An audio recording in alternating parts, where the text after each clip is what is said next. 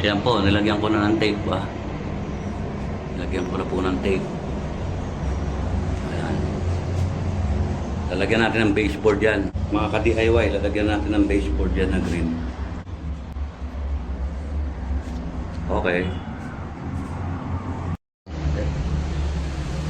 Ayan na po. Yung ginawa ko.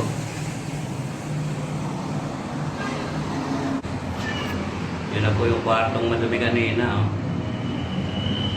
Kasi basapan, di ko matapakan. Ayan na po. Ito yung marami kaninang mga kabubot.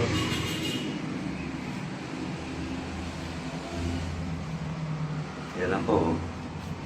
Diba? Kaya lang po mag-DIY sa pagpapaganda ng flooring. Rain or shine po ang ginamit ko. Mura-mura. Hindi ko naman po promote pero okay naman makapit at tag-ulan ngayon eh.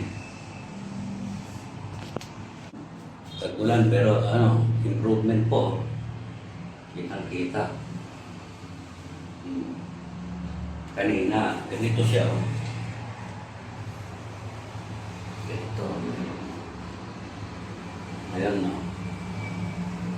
Kata ng binato. Mamaya po ulit. Good morning mga ka-DIY. Ito po ngayon ang ating project. Yung mga flooring. Pipinturahan po natin ang flooring. Tingnan niyo po. Yan po. Mga ka-DIY, ito po ay isang maliit na room. Tag-ulan po, kaya dami sinampay. Pero ang project po natin itong flooring. Yan po. Yan po ang ating i-DIY ngayon. Yan. Yan po. Mamaya titignan natin kung ano magiging resulta. Mga ka-DIY. Hanggang dyan po sa sala. Yan. Dami. Yung flooring na yan, pag-agandahin natin.